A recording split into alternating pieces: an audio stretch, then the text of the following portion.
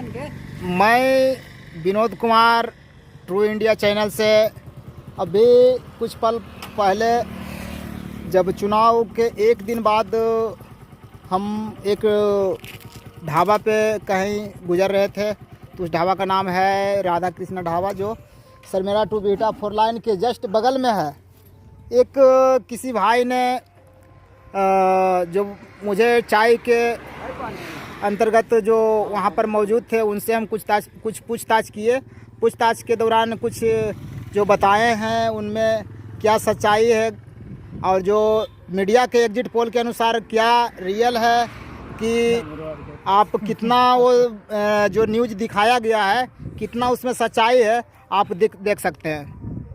हाँ सर, आप कौन सा प्रखंड से अभी आपका जो प्रखंड है, जो चुनाव आयोग है, किस प्रखंड के अंतर्गत आता है? सर मेरा प्रखंड। आप वोट दे दिए? दे दिए। उसका पहचान कुछ बता सकते हैं?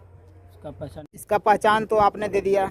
सर, आप किस मुद्दा से चुनाव में जो मतदान किए हैं, आपका मुद्दा क्या था? किस मुद्दा से, किस उद्देश्य से आपने चुनाव का मतदान किया? 3 तारा। 3 तारा नहीं, आपका जो चुनाव के अंतर्गत जो आपका मतदान करने का उद्देश्य क्या था? आप क्या चीज़ देख के चुनाव किए हैं? किससे आप उम्मीद किए हैं?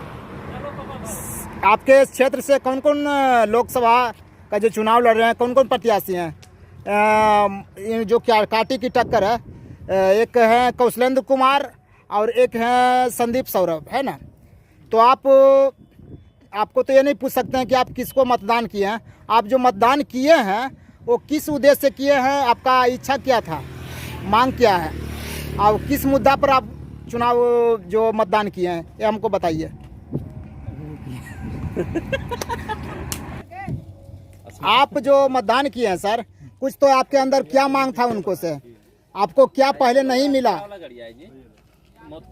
मेरा यही मांग था जी कि गांव में हॉस्पिटल नहीं है, बगल में कहीं भी जी वही सब हॉस्पिटल होना चाहिए, बढ़िया स्कूल होना चाहिए। और जो वादे किए गए थे मोदी जी के द्वारा कि हर एक सुविधा आपको मिलेगा, वो कौन कौन सा सुविधा आपको अभी तक प्रदान किया गया है, हमको बताइए। हर एक सुविधा में अभी कुछ नहीं मिला है। मोदी जी के द्वारा जो 5 केजी गल्ला जो मिलता है, वो गल्ला का उनको मैनिफेस्टो में नहीं था, मगर वो गल्ला दे रहे हैं, ठीक है। मगर उनका जो वादा था कि हम साल में 1 करोड़ नौकरी, 2 करोड़, बात कभी तो नहीं, हम 2 करोड़ नौकरी देंगे, उनका मैनिफेस्टो में है। उनका इंटरव्यू आप सुन सकते हैं। जो 2 करोड़ नौकरी का था, वो नौकरी का वादा मोदी जी पूरा किए हैं। आपके क्षेत्र में किन्हीं को 2 करोड़, यानी कि क्षेत्र में नहीं, 10, 5, 20, 25 को किसी को नौकरी लगा? पूछ रहे हैं आप बताइए। नहीं मिला ना? इसके बारे में जानकारी नहीं है। बोलिए, क्या दिक्कत है आपको? आप देख लीजिए, अभी हम सरमेरा टू बीटा 4 लाइन पर खड़े हुए हैं। एक मोदी अंधभक्त की कहानी आपको पूरे तजुर्बा के साथ सुना सकते हैं कि जो जय श्री राम बोल सकते हैं, जय सिया राम के नाम पर इनको नफरत है। ये देख लीजिए, आप जो गेरुआ वस्त्र में देख रहे हैं इनको, आप देख सकते हैं कितना मोदी के नाम पर रोटी सेकने वाले अंधभक्त हैं। आप अगर इनको हिम्मत है तो जय सिया राम बोल के दिखा दें। हमें ये नहीं समझ में आ रहा है कि ये विपक्ष वाले को हो क्या गया है। विपक्ष वाले को आपका कॉन्फिडेंस नहीं है, रोजगार चाहिए। प्रभु श्री रामचंद्र के नाम पर भी राजनीति कर रहे हैं। प्रभु श्री राम हमारे दिल में है, हम तो बोल रहे हैं जय सिया राम है, लेकिन राजनीति कर रहे हैं। जी नहीं, राजनीति आप कर रहे हैं कि आपके श्री राम के नाम पर रोटी सेक रहे हैं। अगर वोट मांगने में, वोट के लिए श्री राम को लाना क्या जरूरी है? राम मंदिर पे क्या जरूरी है? मुस्लिम और हिंदू पे लाना क्या जरूरी है? पुलवामा हमला पर क्या जरूरी है? आप एक बार बोले हैं कि शिक्षा नहीं है, बेरोजगारी नहीं है। हिंदू मुस्लिम की राजनीति कांग्रेस करती है, आगे भी करती आई है, अब भी। मोदी अंधभक्तों की कहानी है। आप अगर सच्चाई बोलूं तो लोग कहते हैं कि अंधभक्त हैं। हाँ, आप तो अंधभक्त बोल रहे हैं। आपको जय सिया राम कहने में क्या दिक्कत है?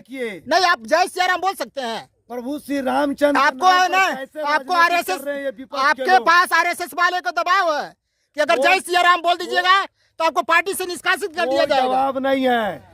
मैं हाँ आप बोल। भारतीय जनता पार्टी का कार्यकर्ता हूँ हाँ और मैं अपना सोच समझकर ये कह रहा हूँ कि विपक्ष वाले जो हैं राम के नाम पर भी राजनीति कर रहे हैं। राम के नाम पर विपक्ष अगर हम नहीं, प्रभु श्री राम पक्ष वाले कर रहे हैं। जय श्री अगर राम बोलते हैं, अगर विपक्ष तो वाले ये तकलीफ लग रहा है कि आप जय श्री राम क्यों बोलते हैं। हाँ अगर जय श्री राम विपक्ष वाले बोल सकते हैं मगर पक्ष वाले जय सिया राम नहीं बोल सकते हैं। अगर हिम्मत है तो जय सिया राम बोल के दिखा दीजिए, बोलिए जय सिया राम। आप बोल सकते हैं, आप में हिम्मत है, राजनीति आपको हिम्मत है पहले जय सिया राम बोलने की। राम के नाम पर राजनीति बस कर रहे हैं। राम के नाम पर राजनीति विपक्ष नहीं कर रहा, पक्ष वाला कर रहा कि राम के नाम पर रोटी सेक रहा है। नाम पर राजनीति कर रहे हैं। अरे कितना गिरेगा विपक्ष वाले भाई, हमको तो ये नहीं समझ में आ रहा कितना गिरेगा। एग्जिट पोल के हिसाब से गिरेगा विपक्ष। एग्जिट पोल जो बोल रही है हाँ वो सच बोल रही है। हाँ पब्लिक का जो विचार है हाँ और इसका फैसला जनता करेगी। जनता जिसे अपना वोट दे, जिसे चुन करके केंद्र में सरकार बनाने के लिए भेजे, जनता सर्वोपरि है। आप वोट दिए हैं पहले। बीजेपी का प्रवक्ता बना दिया। अगर अगर इंडिया का अगर आप वोट दिए हैं पहले आप बीजेपी को वोट दिए हैं, बीजेपी को वोट दिए हैं आप दिल से बोलिए बीजेपी के लिए वोट दिए हैं। अगर दिए हैं तो बीजेपी का क्या स्टेटमेंट है, किस मुद्दा पर बीजेपी के लिए वोट दिया है, आपका फ्यूचर क्या है, वर्तमान में आपके लिए बीजेपी क्या करने जा रही है, आप बताइए, 9 काम बता दीजिए। बीजेपी का देने का मुख्य कारण है कि हमें अपने देश की सुरक्षा के लिए हमें मोदी जी जैसे प्रधानमंत्री की अति आवश्यकता। कांग्रेस में प्रधानमंत्री का सुरक्षा नहीं हो रहा था क्या? नहीं, देश कहाँ था? आए दिन सुनने में आता था जब मनमोहन सिंह का प्रधानमंत्री थे उस वक्त लोग रेलवे स्टेशन में अनाउंस करते थे कृपया किसी वस्तु को हाथ ना लगाएं, इसमें टाइम बम हो सकती है। और आज उसी स्टेशन से गुजर रहे हैं लेकिन कहीं पे इस तरह के अनाउंस नहीं किया जा रहा है।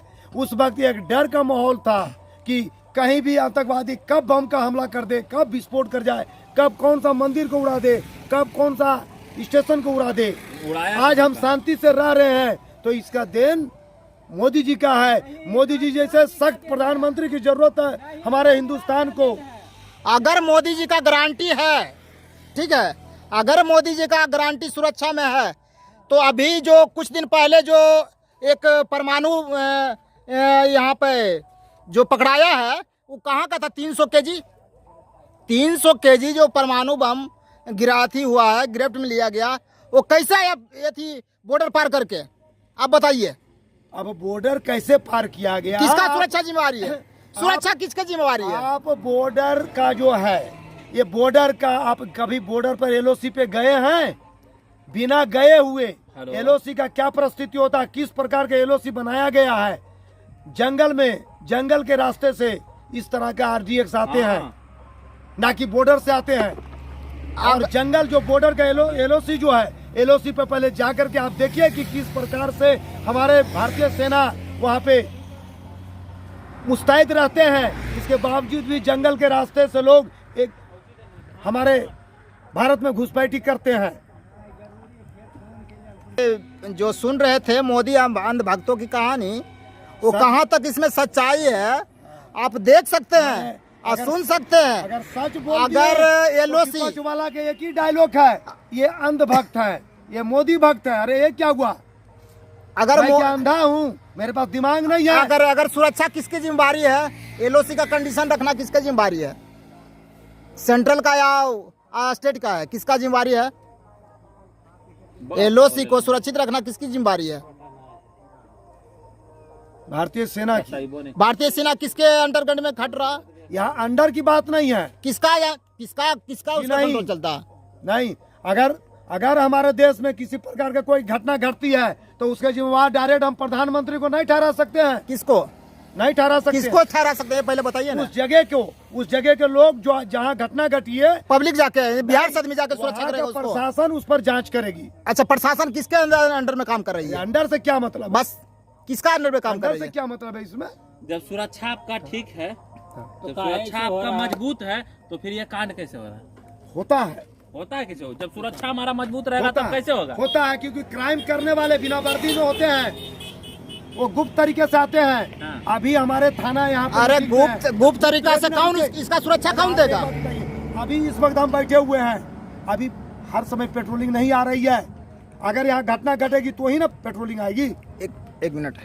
तो आप इसे समझ सकते हैं, जनता इसे समझ सकती है कि जो सुरक्षा कर्मी, जो सुरक्षा जिनके जिम्मेवारी है, वो अगर उनका कहीं ना कहीं विफलता है तो इसके कारण आने दिनों वाले जो घटना है इसका अंजाम दिया जाता है।